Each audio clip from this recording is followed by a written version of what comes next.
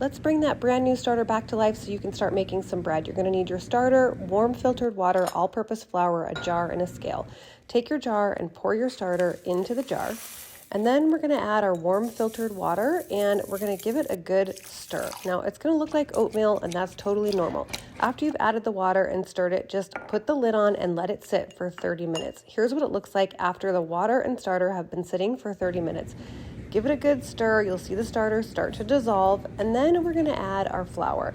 Now, when you mix it up here, it's going to be very dry. That's normal. You can add 10 or 15 more grams of water if you want. It might be a little more dry where you live, and that's okay, but this is what it's going to look like after you've added the flour. Put the lid on. I put a hair tie around it so that I know what height the starter is in my jar, and here's what it looks like 24 hours later. Yes, it has already doubled in size. It took the full 24 hours, but it doubled in size.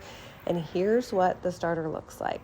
Pretty exciting for only one day. Now, I'm going to take half of my starter out of that jar, which is going to be 50 grams, and put it in a new jar and add more of my warm filtered water. I'm going to give it a stir. It's a little bit hard to get the starter to dissolve at this point just because it's kind of thick, but that's okay. You don't need to get it totally dissolved. You can see I've still got some clumps in there.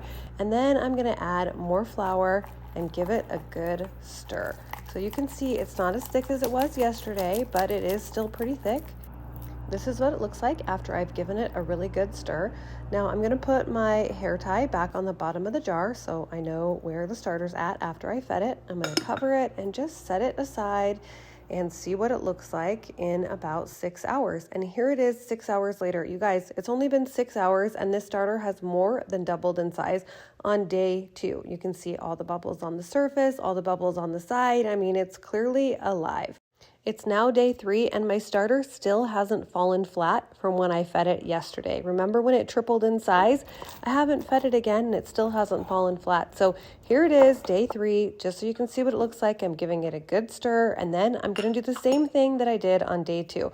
I'm going to discard half of the starter. So this is just my discard jar. I'm pouring half of my starter into the discard jar. I'm just following the steps from day 3, and then I'm going to feed it again with my warm filtered water. Pour it into your starter, give it a good stir, and then I'm going to add the flour and give it another good stir.